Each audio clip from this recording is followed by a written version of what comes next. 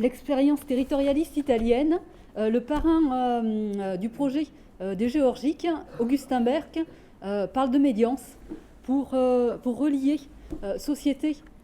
et environnement, et c'est expressément ce que cherche l'école territorialiste italienne à travers une pensée qui est une pensée théorique, mais qui se veut opératoire pour l'action. Alors, une école de pensée qui s'est constituée en Italie, c'est là que j'ai réalisé ma thèse de doctorat, autour du professeur Alberto Magnaghi, et c'est une école de pensée pluridisciplinaire qui rassemble dans des projets de recherche-action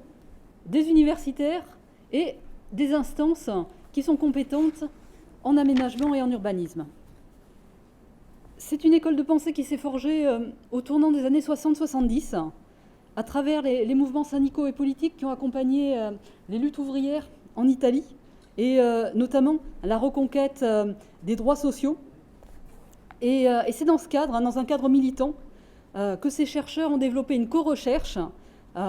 au plus près des acteurs sociaux en mettant au service de ces acteurs leur expertise. Donc au cours des années 80-90, l'association se structure en accompagnant l'émergence des premières luttes environnementales et elle va emprunter une démarche très rigoureuse de construction de connaissances pour l'action, d'expérimentation dans l'action et de retour réflexif sur l'action avec des publications successives. On voit ici des ouvrages en italien. En France, c'est une pensée qui va être découverte au début des années 2000 avec la traduction remaniée de ce petit ouvrage, Le projet local, qui sort en 2003 et qui est traduit par Françoise Choé. Françoise Choé, historienne de l'art, reconnue dans notre discipline, qui va mettre en exergue cette pensée en ce qu'elle se démarque d'une pensée très technique de l'aménagement et technicienne pour s'ouvrir à une mise en débat avec la communauté des acteurs techniques, élus et habitants qui composent un territoire. Pour mettre en œuvre cette pensée, l'école territorialiste s'est dotée d'un socle conceptuel. Je vais revenir ici sur quelques notions, sans les détailler, parce que voilà, l'appareil conceptuel est relativement lourd, avant d'aborder quelques exemples. D'une part, cette notion de territoire, qui est souvent conçue comme un périmètre administratif, dans des limites qu'on va gouverner. L'école territorialiste interprète le territoire comme le produit d'une coévolution entre établissements humains, que ce soit les villes ou les campagnes, et le milieu ambiant. Donc un ensemble de structures matérielles. Ils vont reprendre la notion de patrimoine territorial pour faire référence à ces structures matérielles et immatérielles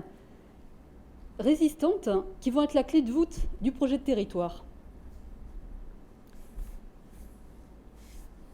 Ce territoire, donc il est conçu dans la longue durée. Les Italiens font souvent référence à cette image qui est celle du bon et du mauvais gouvernement, qui est une fresque du palais municipal de Sienne, où on voit cette osmose entre ville et campagne qui est conçue véritablement comme la référence conceptuelle de cette pensée. Une référence opératoire est cette notion de biorégion. Le biorégionalisme est un courant de pensée qui vient des États-Unis, ici réapproprié par Alberto Magnaghi dans une acception sociale et environnementale, avec une vision spatialisée de cette biorégion urbaine comme un ensemble de villes et de villages en réseau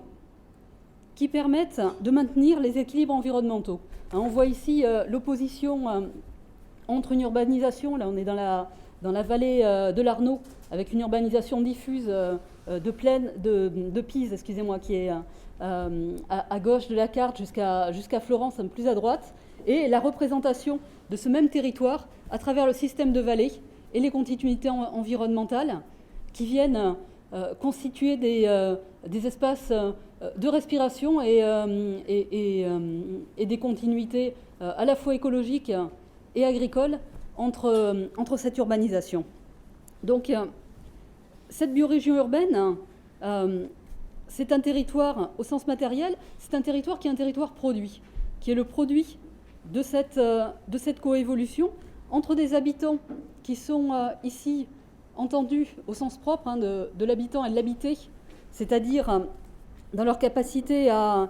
s'enraciner dans un lieu et à en prendre soin, à la différence des résidents, et donc à s'ancrer dans un environnement donné et à l'entretenir.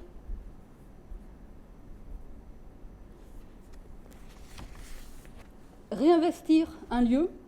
et un territoire passe pour l'école territorialiste par la conception d'un nouveau récit territorial, un récit dit de territorialisation, qui va s'adjoindre non seulement des savoirs et des expertises techniques, mais aussi des savoirs non experts, et pour constituer cette relation entre techniciens, élus et habitants, l'art va être installé en médiateur. Là, je vais revenir sur quelques exemples, trois exemples situés pour illustrer cette relation entre techniciens, élus et habitants qui prend corps à travers et à partir de projets qui sont au départ des projets techniques pour en faire des instances finalement d'un débat et d'une démocratie locale. C'est dans la vallée de l'Arno, en Toscane, que l'école territorialiste passe finalement d'une recherche-action militante à une recherche-action qui va être ancrée dans des projets d'aménagement portés par les collectivités territoriales, avec ici l'élaboration d'un atlas, donc via des systèmes d'information géographique, un objet technique, et cette démarche s'associe à une animation le long de la rivière qui allie des parcours à vélo, parcours à cheval, et qui a pour but la réappropriation de l'espace et de l'environnement par ses habitants. À une quinzaine de kilomètres de Florence, à Prato, l'école territorialiste, entre 2003 et 2008, déploie une démarche en articulation avec l'élaboration du document de planification intercommunale qui consiste à rassembler acteurs techniques, et notamment des chercheurs en agronomie et en économie,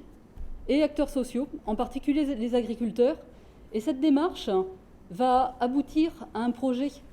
de parc agricole. Le parc agricole multifonctionnel, c'est le concept qu'ont inventé ces chercheurs pour venir tenir et maintenir ces espaces d'équilibre environnementaux entre les établissements urbains constitués. Donc la constitution d'un parc agricole entre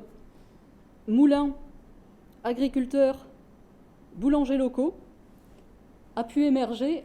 entre 2003 et 2008 à l'appui de la constitution d'une association qui a donné lieu à la production de ces pâtes et de ce pain Grand Prato, qui est commercialisé localement et qui alimente aujourd'hui les cantines locales. Un dernier exemple pour vous parler du rôle de l'art dans ces projets de territoire. On est là dans la région des Pouilles avec l'élaboration du plan de paysage régional. C'est l'équivalent chez nous de ce qui était le schéma de cohérence écologique qui est maintenant associé à ce qu'on appelle le STRADET, le schéma d'aménagement, de développement durable et d'équité des territoires. Ce document de planification, donc qui est un objet technique élaboré au niveau régional, s'associe à une démarche locale d'élaboration de cartes de communauté. Les cartes de communauté sont inspirées des parish maps écossaises portées par l'association Commons Ground, qui consiste à accompagner des habitants dans la représentation de leur lieu de vie, avec des techniques diverses, à une expression plastique et sensible visant à se réapproprier ces lieux habités et à montrer également des savoirs qui vont être invisibles pour le chercheur. Ces cartes de communauté ont été réalisées dans la région des Pouilles à l'appui de ce que les Italiens appellent les écomusées. Donc écomusées qui n'ont pas le même sens que chez nous, mais qui sont véritablement des maisons locales permettant aux communautés habitantes d'échanger et en particulier d'échanger leur savoir sur leur territoire et sur leur environnement. Donc ces démarches de carte de communauté ont été accompagnées par des techniciens et des artistes à travers des parcours de terrain qui servent à l'identification de la flore locale, à un partage de savoir. Et l'aboutissement de cette démarche est donc la réalisation de la carte avec une esquisse faite par les collectifs habitants impliqués et une médiation réalisée par l'artiste qu'on voit ici et qui aboutit à la production finale de ces cartes de communauté. Dans leur élaboration, la démarche et le processus de partage, de rencontre et d'acculturation à des savoirs qui sont souvent oubliés et généralement aussi importante que la réalisation même de la carte, dont la valeur esthétique exprime une fierté d'habiter le territoire et une reconnaissance de ces paysages qui sont ici conçus non simplement comme des paysages à regarder, mais des paysages qui sont des paysages cultivés et qui sont le produit de l'attention et du soin de tous. Voilà, c'est ce que je voulais vous présenter aujourd'hui, en espérant que ça rejoigne votre démarche. Merci beaucoup.